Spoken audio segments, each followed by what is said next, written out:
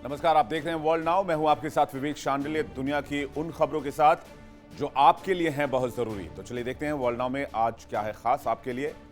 सबसे पहले बात करेंगे, आखिरकार अमेरिका और ईरान के बीच सीज फायर टूट ही गया और अमेरिका और ईरान में जो 30 दिन से कथित तौर पर शांति का खेल चल रहा था, या इसे आप ड्रामा भी कह सकते हैं, वो अब समाप्त हो चुका है। और हमने आपसे पहले ही कहा था कि ये शांति नहीं बल्कि महायुद्ध से पहले की खामोशी है। अभी तक जो आपने देखा है वो ट्रेलर है, आगे पिक्चर बाकी है। और यही खबर बिल्कुल सटीक और सच साबित हुई। 8 अप्रैल को हुआ समझौता ठीक है, एक महीने के बाद 8 मई को धुआं धुआं हो गया। सीजफायर टूट चुका है, खाड़ी में समंदर में बारूद की गंध फैल रही है। ईरान ने अमेरिकी शिप पर सीधे हमला बोला है। 3 शिप पर हमला करके ईरान ने अपने इरादे बता दिए हैं और ये साफ कर दिया है कि होर्मुज पर किसी भी दूसरे देश का दखल वो बर्दाश्त नहीं करेगा। ईरान ने होर्मुज में अमेरिका के 3 super powerful guided missile destroyers USS Truxtun, USS Mason और यूएसएस रफाइल पर मिसाइलों से हमला किया है। जवाब में अमेरिका ने ईरान के बंदर अब्बास और केशम द्वीप पर हमले किए हैं। उधर कहें तो दोनों ओर से तैयारी पूरी है। दोनों एक दूसरे का हिसाब जंग के मैदान में ही कर देना चाहते हैं। अमेरिका अपनी शर्तों पर ईरान को झुकाना चाहता है। ईरान कहता है हमारी शर्तें हैं, उससे अमेरिका को सरेंडर करना होगा। 30 दिन के सीजफायर में भले ही जंगी मैदान शांत रही हो, लेकिन जुबानी जंग तो जारी ही थी। क्या हुआ सीजफायर के दौरान और आगे क्या होने वाला है, क्या प्लानिंग, क्या रणनीति चल रही है मिडिल ईस्ट को लेकर, बताएंगे आपको इस खबर में। इसके बाद बात करेंगे वर्ल्ड नाउ में ईरान के आए भूकंप की। ईरान में एक भूकंप का झटका आया है, जिसके बाद पूरी दुनिया में फिर से खबर फैल गई कि आखिर बार बार ईरान में भूकंप के झटके क्यों आ रहे हैं। कहीं इसका संबंध न्यूक्लियर टेस्ट से तो नहीं है। अमेरिका ईरान के बीच सीजफायर लगभग 1 महीने से जारी था, लेकिन सीजफायर खत्म हो चुका है। इसी बीच उत्तर पश्चिमी ईरान के तबरीज में 4.5 तीव्रता वाला भूकंप महसूस किया गया, जिसके बाद दुनिया के कान खड़े हो गए। अब दुनिया यह पता लगाने में जुट गई कि आए प्राकृतिक आपदा है या फिर ईरान ने वो सरप्राइज दे दिया है जिसका वायदा उसने युद्ध की शुरुआत में किया था। आपको याद होगा जब सीजफायर भी अमेरिका और ईरान के बीच जारी था, तब भी ईरान ने बार बार ये कहा कि वो सरप्राइज गिफ्ट के लिए तैयार है, वो अमेरिका को सरप्राइज गिफ्ट देगा। इतिहास गवाह है, जब जब ईरान में धरती डोलती है, कयास परमाणु टेस्ट के ही लगाए जाते हैं। रेक्टर स्केल पर 4.5 की तीव्रता एक टैक्टिकल स्मॉल लेवल के न्यूक्लियर टेस्ट का संकेत हो सकती है। तो अगर ईरान ने वाकई परमाणु बम हासिल कर लिया, इसका टेस्ट कर लिया है, तो मिडिल ईस्ट का सुल्तान रातों रात बदल जाएगा। ये सीधे तौर पर अमेरिका की दादागिरी और इजराइल के वजूद को चुनौती होगी। 1970 की एनपीटी संधि का हवाला देकर अमेरिका भले ही दुनिया का चौधरी बनने की कोशिश करे, लेकिन ईरान ने साफ कर दिया है कि किसी दबाव में नहीं आने वाला है। और अगर यह भूकंप ईरान का न्यूक्लियर टेस्ट निकला तो ट्रंप की सारी रणनीति धरी की धरी रह जाएगी और ये डोनाल्ड ट्रंप की सबसे बड़ी नाकामयाबियों में से एक मानी जाएगी। तो क्या ईरान ने चुपके से परमाणु शक्ति बनकर महाशक्ति अमेरिका को चेकमेट कर दिया है? क्या ट्रंप के एपिक फ्यूरी के जवाब में ईरान ने परमाणु धमाका वाला जवाब दिया है? जानेंगे इस भूकंप के पीछे की कहानी और न्यूक्लियर पावर बनने के पीछे की खबर को।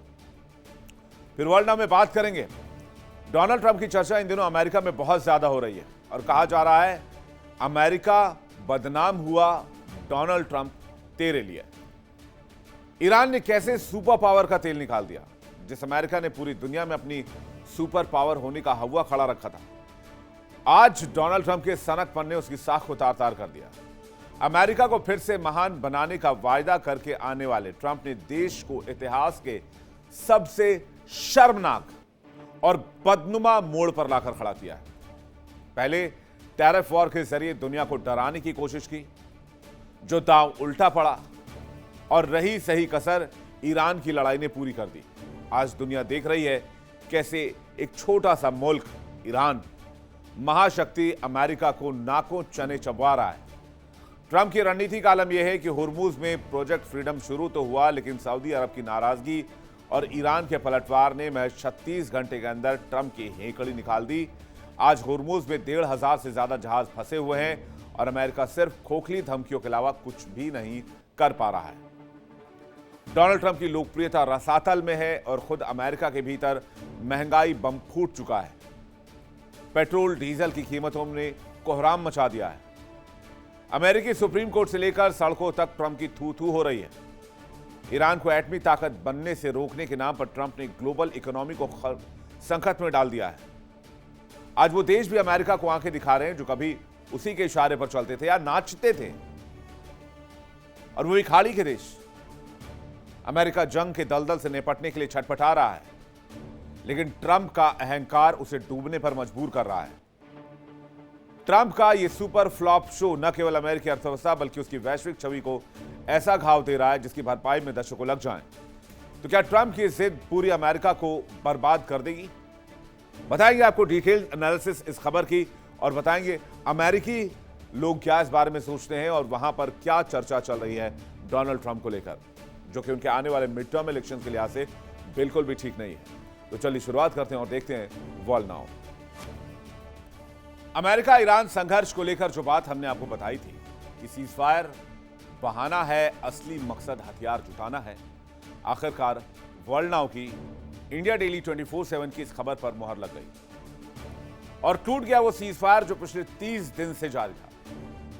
अमेरिका जो ड्रामा कर रहा था उस ड्रामे से पर्दा उठ गया।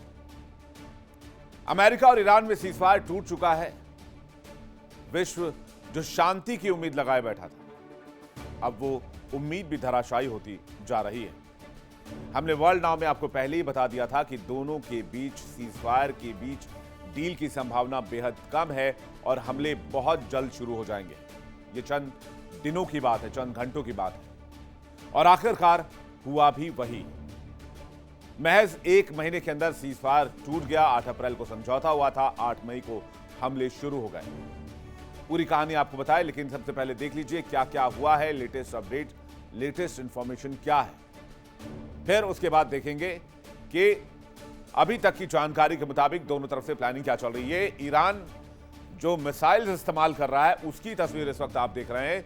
ईरान ने बाकायदा एक वीडियो जारी किया है, उसने दिखाया है कि होर्मुज में हाल में हुई झड़प के दौरान ईरानी सेना ने अमेरिकी 3 विध्वंसक जहाजों पर मिसाइल से हमला किया।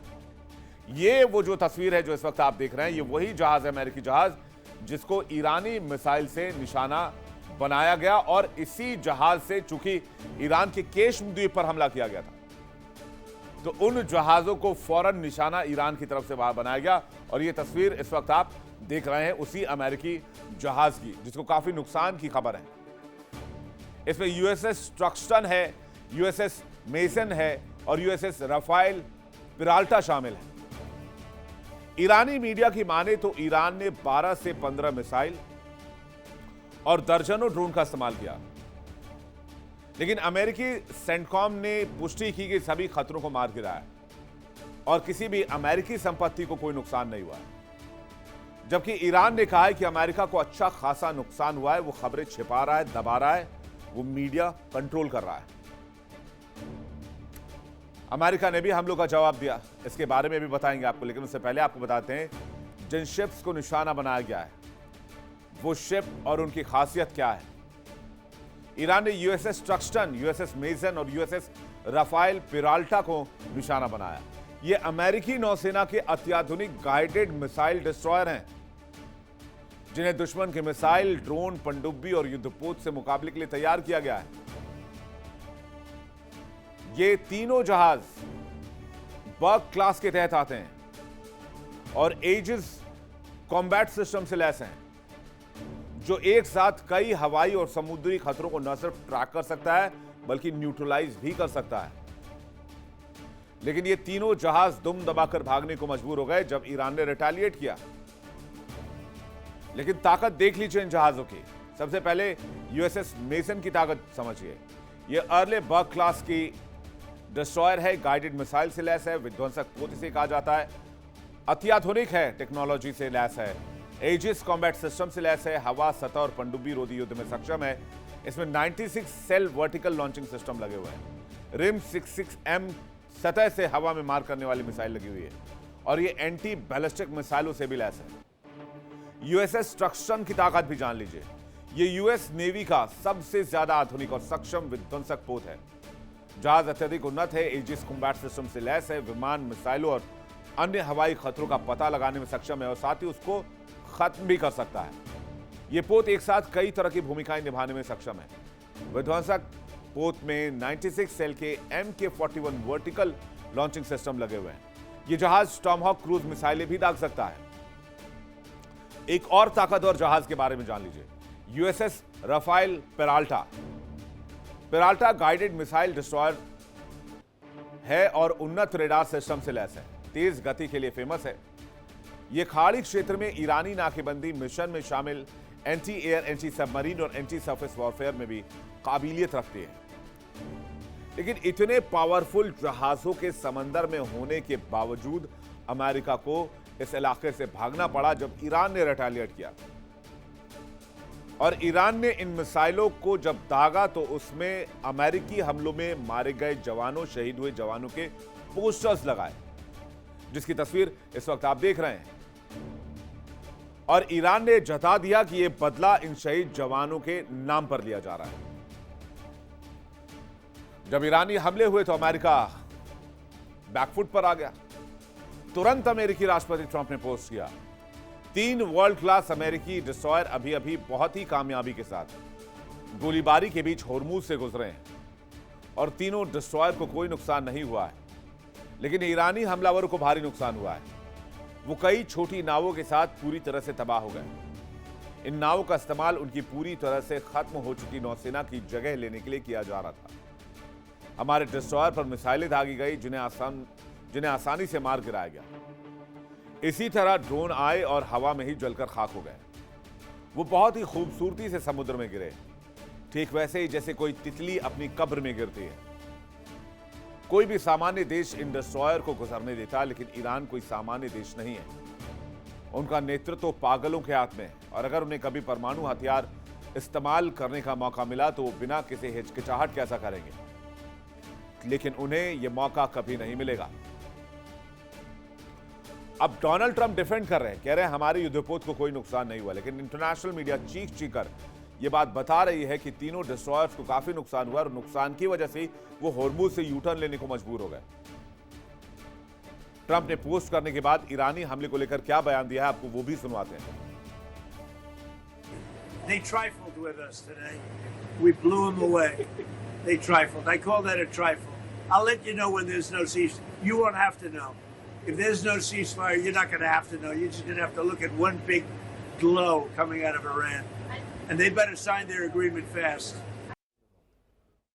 They trifled with us today. We blew them away. They trifled. I call that a trifle. I'll let you know when there's no ceasefire. You won't have to know. If there's no ceasefire, you're not going to have to know. You're just going to have to look at one big glow coming out of Iran. And they better sign their agreement fast.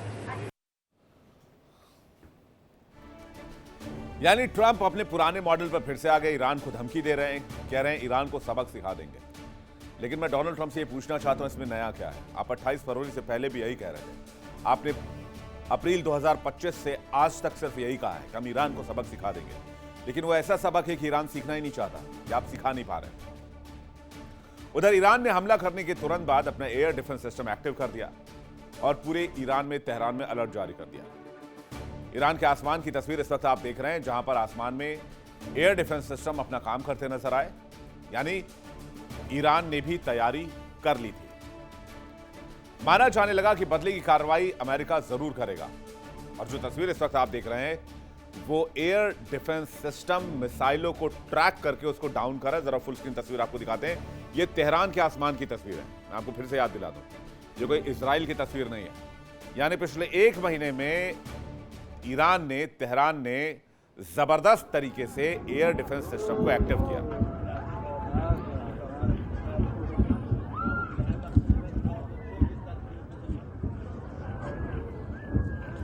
अब जरा इस तस्वीर को अगर आप देखेंगे detail से तो आसमान में आपको बहुत सारे चमकते हुए ग्लिटर्स जैसे विजुअल्स दिखाई देंगे। जैसे ये तेहरान का आसमान है तो इसमें आप छोटे छोटे शॉट्स चमकते हुए देख रहे हैं। ये वो हथियार हैं जो तेहरान के ऊपर आ रहे थे, लेकिन यहां पर जो एयर डिफेंस सिस्टम लगाया गया है उसने उन हथियारों को आसमान में ही ट्रैक किया और उसको न्यूट्रलाइज कर दिया, मतलब ध्वस्त कर दिया। कुछ ऐसी तस्वीर आपने देखी होगी ऑपरेशन सिंदूर के दरमियान, जब भारत के एयर डिफेंस सिस्टम ने पाकिस्तानी हमलों को न्यूट्रलाइज किया था, तो कुछ वैसी ही तस्वीर देखने को मिली। अब अमेरिकी शिप पर हमले के बाद बौखलाए अमेरिका ने ईरान पर पलटवार किया। अमेरिका ने पलटवार करते हुए ईरान के बंदर अब्बास पर हमला कर दिया। ये वो तस्वीर है जो इस वक्त आप देख रहे हैं, बंदर अब्बास पोर्ट की तस्वीर है। बंदर अब्बास पोर्ट एक बहुत एनरिच्ड पोर्ट है, चाहे वो इंफ्रास्ट्रक्चर के मामले में हो, चाहे वो फैसिलिटी के मामले में हो, चाहे वो ऑयल इंफ्रास्ट्रक्चर के मामले में हो, उसको नुकसान पहुंचाया अमेरिका ने डायरेक्ट अटैक करके, क्योंकि अमेरिकी शिप पर हमला हुआ था। अमेरिकी शिप पर हमले को तो नाकाम बता रहे हैं, लेकिन डोनाल्ड ट्रंप को सच्चाई पता थी कि तीनों शिप्स को दुम दबाकर भागना पड़ा और बहुत ज्यादा नुकसान हुआ। उसके बाद अमेरिका ने बौखलाहट में बंदर अब्बास पोर्ट पर अटैक कर दिया। इस धमाके के बाद काफी दूर तक आवाज सुनी गई। जरा फुल स्क्रीन तस्वीर आपको इस धमाके की भी तस्वीर की दिखाते हैं। और ये जो तस्वीर आ रही है, ये तस्वीरें ईरानी मीडिया के हवाले से आई हैं। ईरानी मीडिया ने दिखाने की कोशिश की है कि अमेरिकी हमले में कितना नुकसान हुआ है। अमेरिका ने ईरान के इंफ्रास्ट्रक्चर पर हमला किया, जैसे कि ईरान अपना ऑयल दुनिया को ना बेच पाए। तो हमला कहां का किया? होर्मुज के पास केशम द्वीप पर किया, बंदर अब्बास पोर्ट पर किया, बंदर जस के पास किया और ईरानी तेल टैंकर्स को निशाना बनाया, जिसकी वजह से यह बड़ा धमाका हुआ। हालांकि अमेरिका ने इन हमलों को सीमित कार्रवाई करार दिया है। केशम द्वीप पर अमेरिकी सेना ने हवाई हमले किए, लेकिन कहा कि इसे ईरान ने कहा कि नार्गिक क्षेत्र में अमेरिका ने हमला किया है। ईरानी नौसेना ने बताया कि अमेरिका ने जस के पास ईरानी तेल टैंकर को निशाना बनाया। इन हमलों के जवाब में ईरानी सेना ने अमेरिकी नौसेना के जहाजों को निशाना बनाने की बात फिर से कही है। यानी दोनों तरफ से जूतम पैजार जारी है और पीछे हटने को कोई तैयार नहीं है। अब एक नक्शा आपको दिखाते हैं जहां ईरान के जिन पॉइंट्स और द्वीपों को दिखाया गया है, असल में उसकी सबसे बड़ी ताकत है। ये देखिए, ये जो छोटे छोटे द्वीप आप देख रहे हैं, यहां पूरी ताकत जो है वो लॉक है ईरान की, और इसी के जरिए ईरान पूरे होर्मुज को कंट्रोल करता है। इसमें से कुछ द्वीप ऐसे भी है, जैसे अबू मूसा द्वीप है, जैसे आपका केशम द्वीप है, लेजर टनब द्वीप है। ये पहले सऊदी के कंट्रोल में आते थे, लेकिन बाद में इसे टेक ओवर कर लिया ईरान ने। और यहां तस्वीर अगर आप देखेंगे तो ये ग्रेटर टुनब है, लारक है, होर्मुज द्वीप है, केशम द्वीप है, लेजर टुनब है, किश है, फरूर है, सिरी है और अबू मूसा है। ये सब जो है द्वीप्स, जो आप आइलैंड्स देख रहे हैं, द्वीप देख रहे हैं, ये सभी आइलैंड्स ईरान की असली ताकत है। ये ईरान के लिए पावर सेंटर की तरह काम करते हैं, चाहे वो खार्क हो, किश हो, केशम हो, लारक हो, होर्मुज हो, ग्रेटर टुनब हो, सीरी हो, अबू मूसा हो। ये तमाम इलाके ईरान को समुद्र में सैन्य ताकत देते हैं, सामरिक ताकत देते हैं। ये सभी जगहें फारस की खाड़ी और होर्मुज स्ट्रेट के पास है। दुनिया का सबसे बड़ा हिस्सा कच्चे तेल के व्यापार का इसी रास्ते से गुजरता है, जो मैप इस वक्त आप देख रहे हैं। ईरान ने इन द्वीपों पर रेडार सिस्टम, मिसाइल बेस, नौसैनिक ठिकाने और ड्रोन निगरानी सेंटर बना रखी है। खास करके होर्मुज के पास मौजूद द्वीप ईरान को यह ताकत देते हैं कि वो समुद्र में आने जाने वाले जहाजों पर पूरी निगरानी रख सके। युद्ध जैसी स्थिति में ईरान यहां से मिसाइल और ड्रोन अटैक करता है और तेल सप्लाई रोकने की भी धमकी देता है।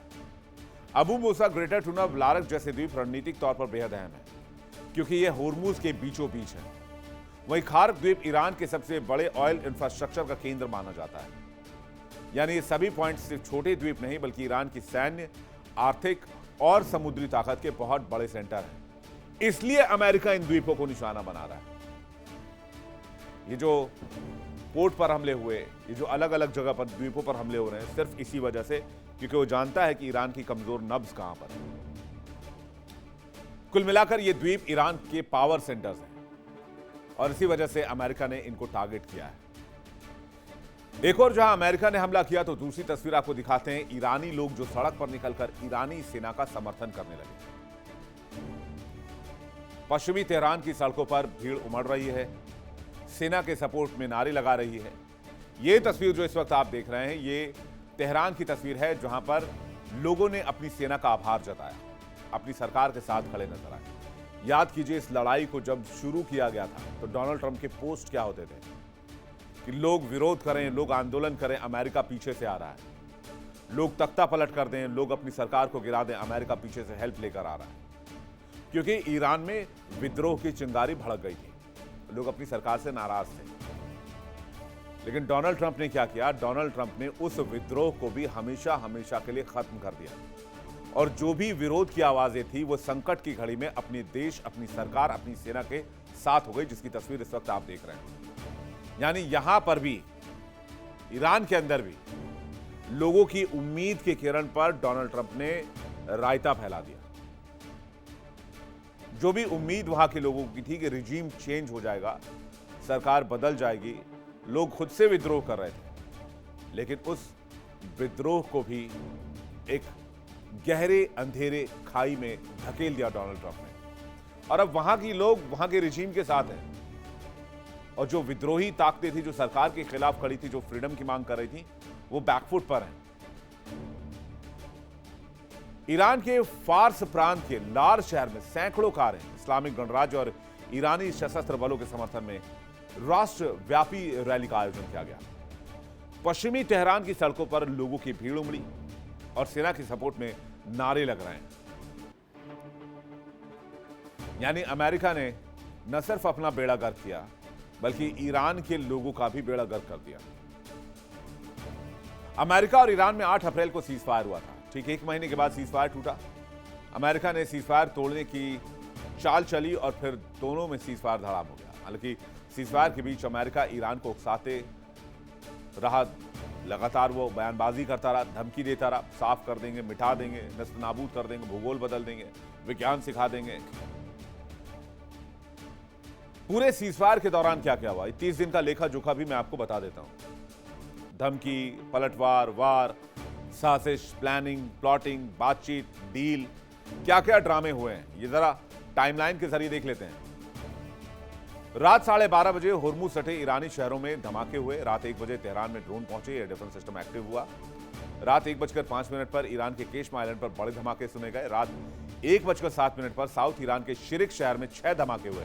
रात 1:20 पर ईरान के बंदर अब्बास पोर्ट पर धमाका हुआ। रात 1:30 बजे करीब ईरान ने करीब 8 से ज्यादा मिसाइलें दागी। रात 1:32 पर ईरान ने यूएस वॉरशिप्स में मिसाइलें दागी। रात 2 बजे होर्मुज में ईरानी टैंकर पर यूएस का टारगेट सामने आया। रात 3 बजे ईरान के तेहरान में बड़े धमाके सुने गए। यानी अमेरिका और ईरान में जहां डील होने की बात चल रही थी, वहां फिर से जंगी संकट गहरा गया। 1 महीने से उम्मीद थी डील हो जाएगी, लेकिन मैंने आपको बताया था ये सब ड्रामेबाजी है, ये सब हथियार दोबारा जुटाने के बहाने हैं। अमेरिका और ईरान में कोई शांति डील नहीं होने जा रही, क्योंकि दोनों के बीच 36 का आंकड़ा है। एक इधर भाग रहा है और एक इधर भाग रहा है। एक कहता है कि परमाणु कार्यक्रम जारी रखेंगे, अमेरिका कहता है परमाणु कार्यक्रम किसी भी कीमत पर जारी रखने नहीं देंगे। वो कहता है होर्मुज पर हमारा कंट्रोल होगा, अमेरिका कहता है होर्मुज मैं कंट्रोल करूंगा। और यही सबसे बड़ा डिवीजन है दोनों के बीच में। उधर जंगी हालात की वजह से होर्मुज और फारस की खाड़ी में बहुत सारे जहाज फंसे हुए हैं। संयुक्त राष्ट्र की समुद्री एजेंसी IMO के महासचिव आर्सेनियो डेमिंगेज ने कहा है कि होर्मुज संकट की वजह से खाड़ी क्षेत्र में 1,500 जहाज फंस गए। इन जहाजों के साथ लगभग 20,000 नाविक भी फंसे हुए हैं। यानी होर्मुज में शांति की राह कोसों दूर है। उल्टा मानवीय संकट ज्यादा नजर आ रहा है।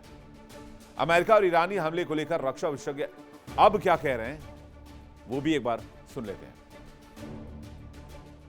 ईरान और अमेरिका के बीच में सीज़फायर मोटा मोटी अभी भी कायम है। अमेरिका ईरान के मेनलैंड पर बमबारी नहीं कर रहा है और इसी तरह से ईरान भी इजराइल की तरफ कोई बड़े मिसाइल नहीं दाग रहा है। हाँ, ये जरूर हुआ है कि आज से 24 घंटे पहले जब अमेरिका ने अपने 3 युद्धपोतों को स्ट्रेट ऑफ हॉर्मुज से निकालने की कोशिश की, तो ईरान ने अपने ऑलरेडी डिक्लेयर्ड इंटेंशन के अनुसार इन अमेरिकन वॉरशिप के ऊपर मिसाइलें दाग दी। अब जब इनको फायर किया गया तो जाहिर बात है अमेरिका की नेवी में जो एंटी एयरक्राफ्ट सिस्टम हैं, उन्होंने इन ईरान की आती हुई एंटीशिप मिसाइल्स को हवा में ही ध्वस्त कर दिया। इसके जवाब में अमेरिका की नेवी ने भी ओमान की खाड़ी में एक टैंकर जो ईरान से आ रहा था उसको कब्जा लिया।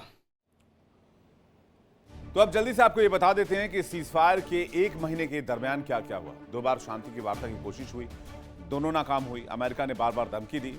ईरान ने हर बार कहा कि अमेरिका मैदान जंग में उतर के बात करे अगर बात करनी ही है तो, क्योंकि ईरान अमेरिका पर भरोसा नहीं करता। 6 अप्रैल 2026 को ट्रंप ने क्या कहा?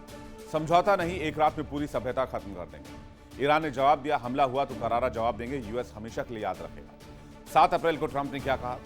सीजफायर हुआ, विश्व शांति के लिए बहुत बड़ा दिन है। ईरान ने जवाब दिया, ईरानी शर्तों पर सीजफायर हुआ है, वॉशिंगटन की करारी हार हुई। फिर 8 अप्रैल 9 अप्रैल को ट्रंप ने कहा, ईरान को हर हाल में होर्मुज खोलना होगा। ईरान ने जवाब दिया, लेबनान पर बमबारी को किसी भी कीमत पर इजराइल को रोकना होगा। फिर 11 तारीख को ट्रंप ने कहा, शांति वार्ता की बातें नहीं मान रहा ईरान। ईरान ने जवाब दिया, अमेरिकी शर्तों को नहीं मानेंगे किसी भी कीमत पर। 12 अप्रैल को ट्रंप ने कहा, समंदर में ईरानी घेरेबंदी की जा रही है। ईरान ने जवाब दिया, घेरेबंदी सीजफायर का उल्लंघन है। 21 अप्रैल को ट्रंप ने कहा, ईरान की सरकार पूरी तरह बिखर गई है। ईरान ने जवाब दिया, समुद्री नाकेबंदी भी बमबारी जैसी ही है। 22 अप्रैल को ट्रंप ने कहा, ईरान बातचीत के लिए 5 दिन का समय ले ले। ईरान ने जवाब दिया, सिर्फ हमारी शर्तों पर बातचीत होगी। 6 मई को ट्रंप ने कहा, ईरान पर एपिक फ्यूरी फिर से हो सकता है। ईरान ने जवाब दिया, ट्रंप की शर्तों को ख्याली पुलाव बताया। यानी 1 महीने के बीच कुछ नहीं हुआ, वार पलटवार चलता रहा, दोनों तरफ से गर्मा गर्मी दिखाई गई और आखिरकार फिर से लड़ाई शुरू हो गई। तो चलिए अब आपको दिखाते हैं कि अब होर्मुज पर क्या क्या हुआ। 4 मार्च को ईरान ने होर्मुज पर कंट्रोल का दावा कर दिया, दुश्मन जहाजों के लिए होर्मुज बंद कर दिया। 8 अप्रैल को अमेरिका और ईरान के बीच सीजफायर हुआ। ईरान ने सीजफायर के बीच होर्मुज को खोल दिया, लेकिन अमेरिकी नेवल ब्लॉकेड के बाद होर्मुज को फिर से बंद कर दिया गया। पाकिस्तान में शांति वार्ता बिना किसी समझौते के खत्म हो गई। अमेरिका ने होर्मुज की दूसरी तरफ नाकेबंदी कर दी। फिर अमेरिका ने प्रोजेक्ट फ्रीडम शुरू करने का ऐलान किया। होर्मुज में फंसे हुए जहाजों को निकालना अमेरिका का मकसद था, लेकिन यह भी ड्रामेबाजी से बहुत ज्यादा नहीं था। अमेरिका पूरी दुनिया को यह दिखाना चाहता था कि होर्मुज में वो हीरो बनने निकला है, लेकिन ईरान ने सारी हेकड़ें निकाल दी और प्रोजेक्ट फ्रीडम 36 घंटे के अंदर बंद करना पड़ा। अमेरिकी जहाजों पर ताबड़तोड़ हमले हुए। अमेरिका भागते भागते यूएई के पास गया, यूएई ने मदद देने से इनकार कर दिया। 5 मई को ट्रंप ने प्रोजेक्ट फ्रीडम बंद करने का ऐलान कर दिया। अमेरिका 2 दिन में सिर्फ 3 ही जहाज निकाल पाया। ईरान ने अमेरिकी जंगी जहाजों पर फिर से हमला किया। फिर दोनों देशों के बीच फायरिंग शुरू हुई। ट्रंप ने बताया, ईरान ने सीजफायर का उल्लंघन किया है। ईरान ने कहा, अमेरिका सीजफायर तोड़ रहा है और उसे करारा जवाब दिया जाएगा। जाहिर सी बात है, होर्मुज का फिलहाल कोई हल तो दिख नहीं रहा है और न ही अमेरिका और ईरान के बीच फिलहाल दूर दूर तक शांति की कोई उम्मीद नजर आ रही है। इस खबर पर हमारी नजर आएगी। आगे बढ़ते हैं, अगली स्टोरी की तरफ चलते हैं। तो बड़ी खबर यह कि ईरान और अमेरिका में सीजफायर टूट गया। भले ही ट्रंप कह रहे हैं कि सीजफायर है, लेकिन सबको पता सीजफायर नहीं है। ईरान फुल फायर है। अमेरिका अपने 3 युद्धपोत लेकर होर्मुज की तरफ बढ़ा था, लेकिन ईरान के हमलों के बीच तीनों युद्धपोत वहां से भागने में भलाई समझे। लेकिन इस बीच इंटरनेशनल मीडिया में एक ऐसी खबर आई जिसने वॉशिंगटन और पेंटागन दोनों की नींव हिला दी। खबर आई, ईरान में भूकंप के झटके लगे। ये वो इलाका है जहां पर भूकंप के झटके महसूस किए गए। जरा फुल स्क्रीन तस्वीर अब देखते हैं। कहा जा रहा है कि ईरान में इसी इलाके में 4.5 तीव्रता वाला भूकंप महसूस किया गया। तो पूरी दुनिया में खबर यह चलने लगी कि क्या ईरान ने कोई न्यूक्लियर टेस्ट कर लिया है, कोई लिमिटेड टैक्टिकल न्यूक्लियर वेपन। और ईरान में कोई भी भूकंप 4 से 5 के बीच का ही क्यों महसूस होता है? पिछले 1 साल का डेटा भी मैंने निकाल के देखा। मैक्सिमम जो रेक्टर स्केल पर तीव्रता मापी गई वो 4 से 5 के बीच ही मापी गई।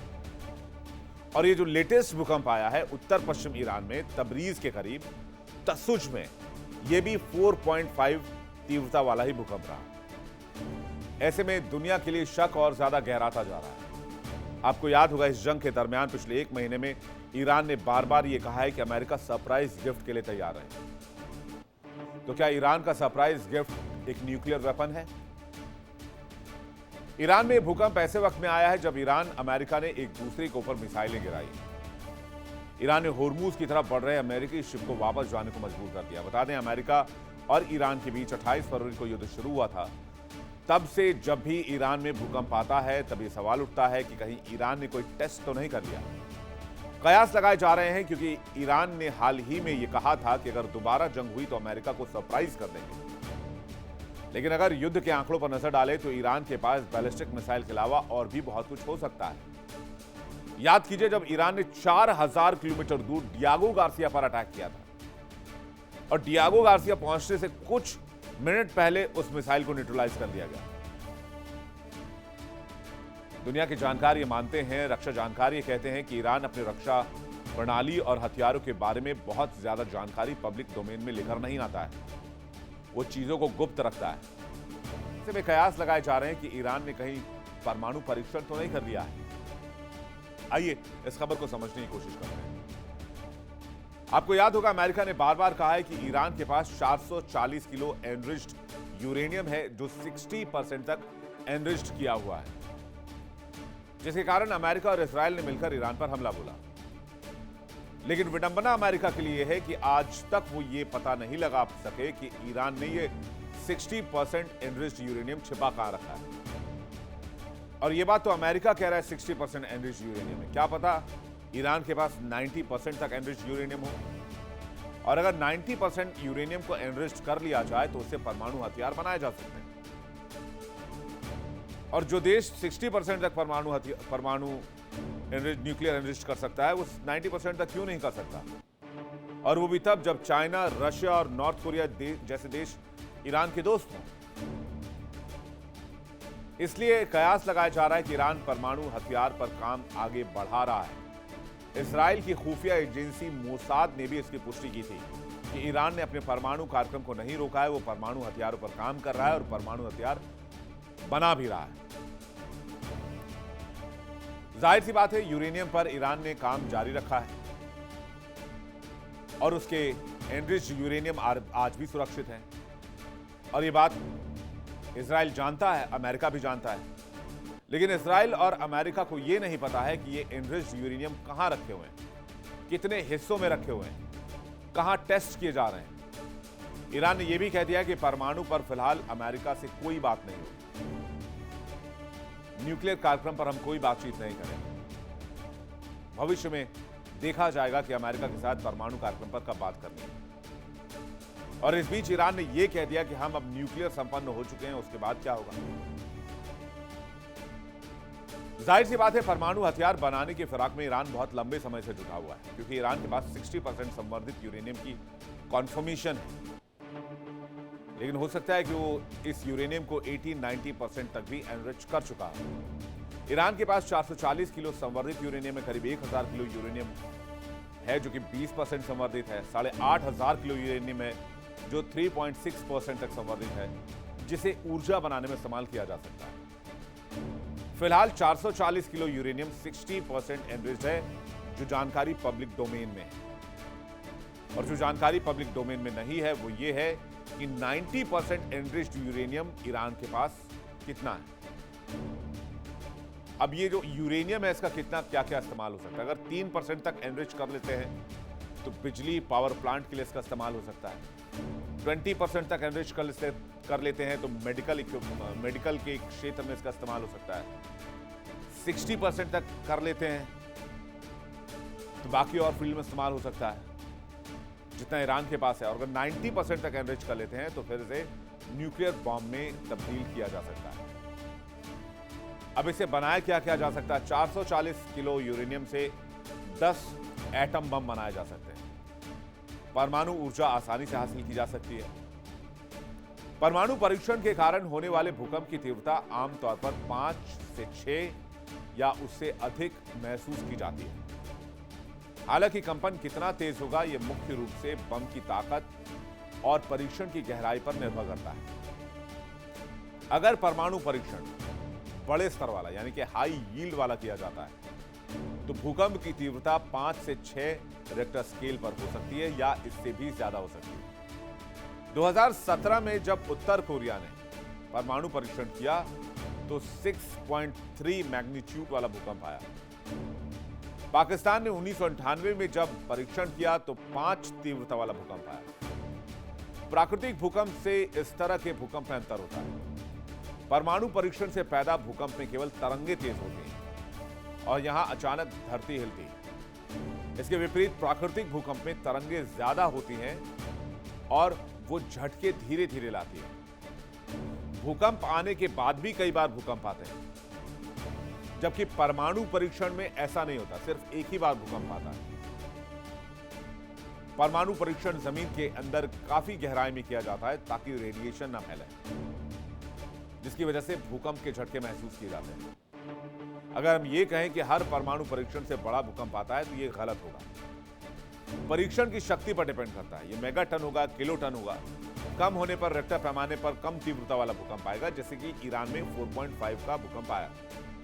लेकिन एक शक्तिशाली परमाणु हथियार का परीक्षण हमेशा बड़े भूकंप के झटके के रूप में रिकॉर्ड किया जाता है, जिसे सिस्मिक इवेंट कहते हैं। चलिए अब आपको बताते हैं कि परमाणु परीक्षण कैसे होता है और भूकंप के झटके रिक्टर स्केल पर किस हिसाब से आते हैं। अगर एक छोटा टेस्ट कर रहे हैं 1 से 5 किलो टन का हथियार, तो भूकंप का लेवल 4.5 से 5.5 हो सकता है। अगर एक मीडियम बॉम्ब टेस्ट कर रहे हैं 20 से 50 किलो टन, तो 5.5 से 6.5 तीव्रता वाला भूकंप आ सकता है। लेकिन अगर 1 मेगा टन से ज्यादा के बॉम्ब को टेस्ट किया जा रहा है तो 6.5 से 7 मैग्नीट्यूड वाला भूकंप महसूस किया जा सकता है इस इलाके में। जाहिर सी बात है 4.5 के रिक्टर स्केल पर तीव्रता वाला भूकंप ईरान के साथ साथ पूरी दुनिया में हलचल पैदा कर रहा है। कहीं ईरान ने कोई छोटा हथियार तो नहीं बनाया, परमाणु हथियार। और अगर ईरान परमाणु हथियार बना लेता है तो ये वैश्विक जियोपॉलिटिक्स में बहुत बड़ा बदलाव होगा। इसका मतलब ये होगा कि मिडिल ईस्ट में शक्ति संतुलन अचानक बदल जाएगा। अमेरिका और इजराइल के साथ सीधे टकराव का जोखिम होगा। परमाणु प्रसार का एक नया दौर शुरू हो सकता है। मिडिल ईस्ट में परमाणु हथियारों की रेस शुरू हो सकती है, क्योंकि सऊदी अरब और बाकी देश भी अपनी सुरक्षा के लिए परमाणु क्षमता हासिल करने का प्रयास कर सकते हैं।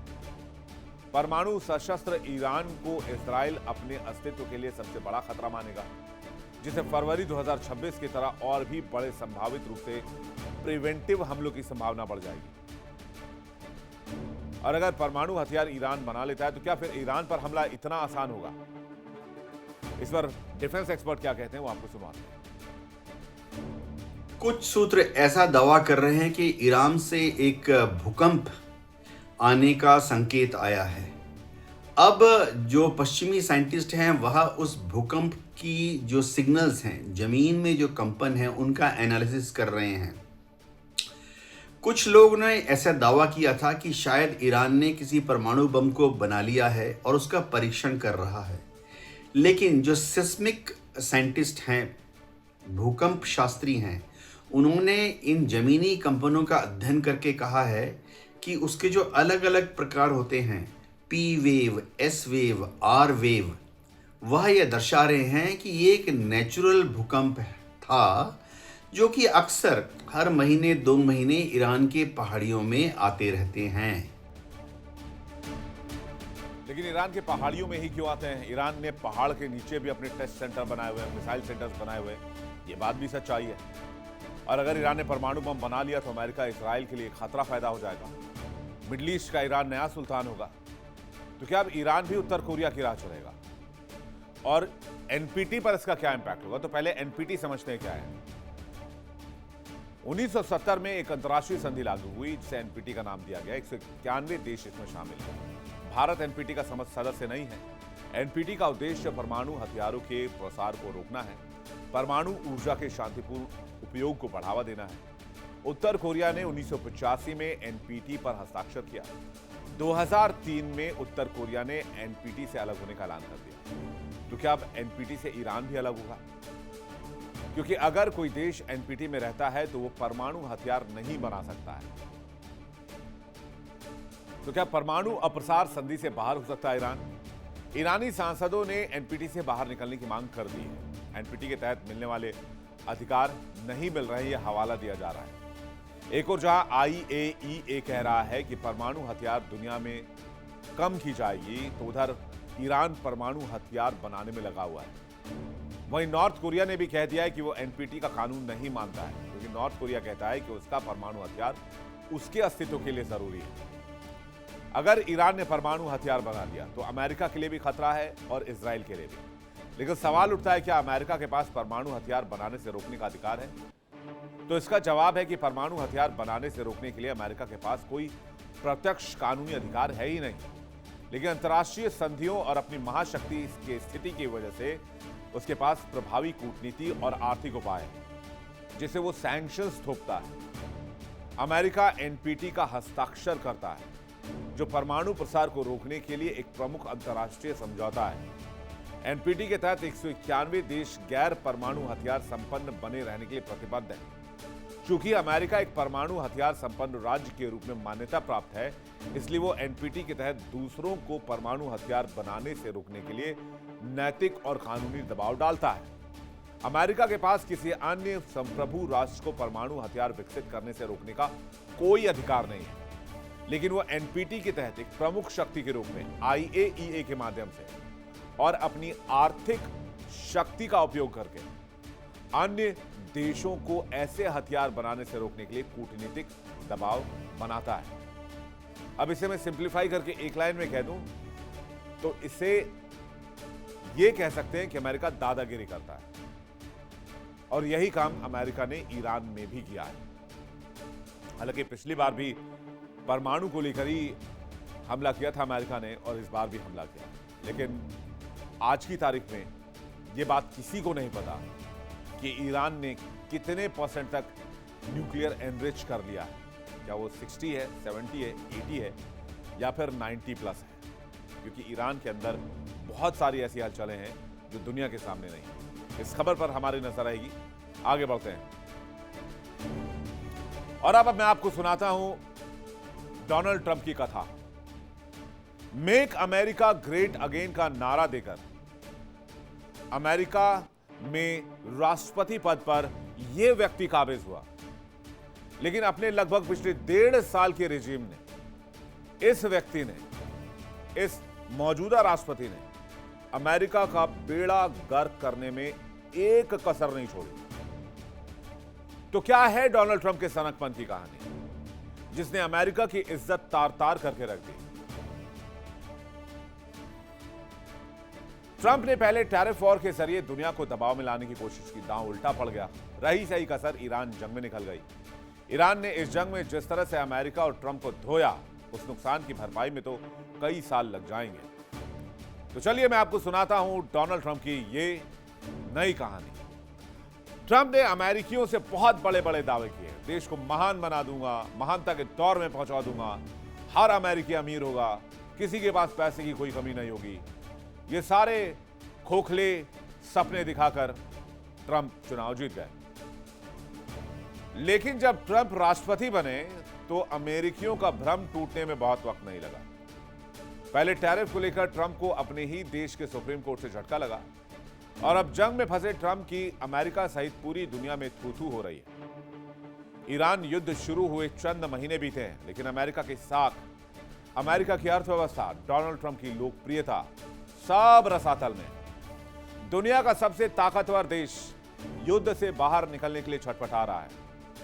फिर भी खुद को मजबूत दिखाने के लिए ट्रंप बमबारी की धमकी देते हैं। ट्रंप ने होर्मुज में ताकत दिखाने के लिए प्रोजेक्ट फ्रीडम शुरू की, लेकिन सऊदी की नाराजगी ने 36 घंटे में ट्रंप की हिकड़ी निकाल दी।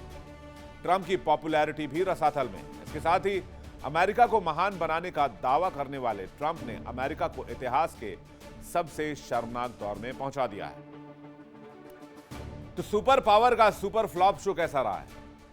ईरान जंग में अमेरिका की इमेज को बड़ा धक्का लगा। पूरी दुनिया के सामने धूल चाट रही है सुपर पावर की इमेज। जंग से निकलने के लिए छटपटा रहा है ट्रंप। सबसे ताकतवर देश खुद को मजबूत दिखाने के लिए बमबारी की धमकी दे रहा है, लेकिन 36 घंटे के अंदर ही प्रोजेक्ट फ्रीडम समेट लिया गया और होर्मुज अभी भी ईरान के कब्जे में है।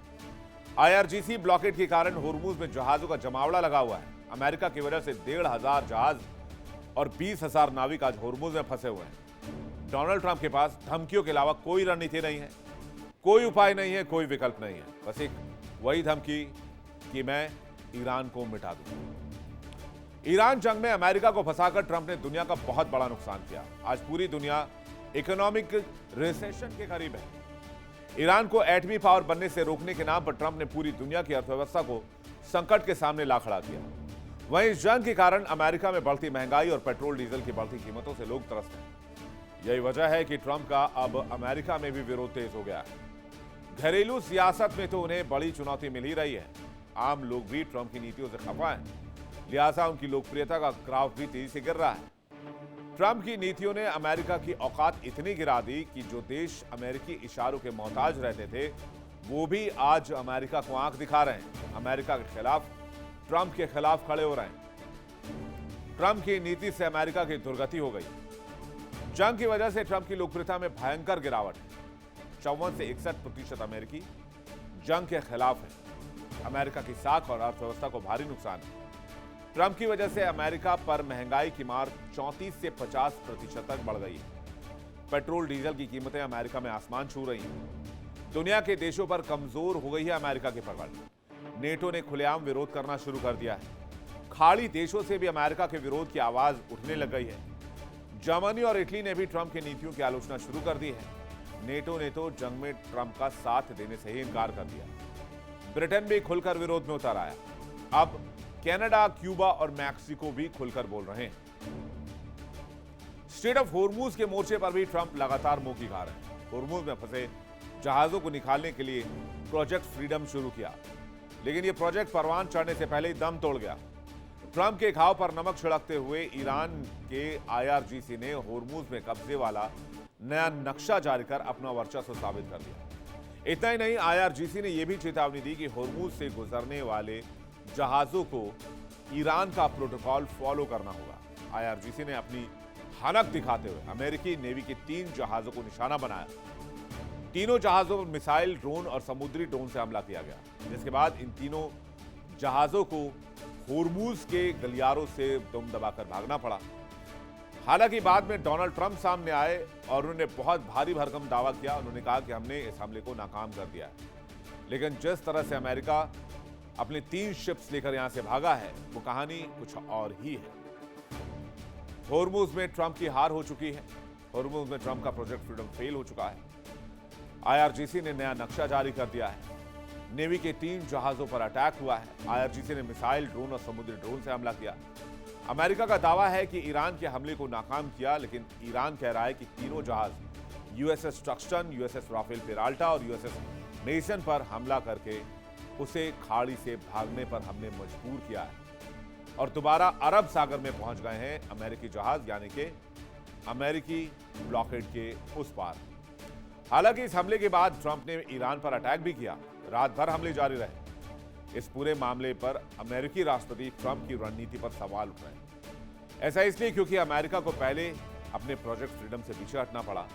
वहीं अब हमले के बाद भी अमेरिका डील की बात करता दिख रहा है। पूर्व सहयोगी देश भी अब अमेरिका की नीतियों पर सवाल उठा रहे हैं। चीन जैसे देश इसका फायदा उठाने की स्थिति में है। ट्रंप पहले हम ईरान को पूरी तरह तबाह कर देंगे जैसी बातें करते थे, लेकिन अब पाकिस्तान और अन्य देशों का नाम लेकर युद्ध विराम और बातचीत की अपील कर रहे हैं। एक तरफ वो ईरान को मिटा देने की बात करते हैं, तो दूसरी तरफ डील के लिए मिन्नतें करते हैं।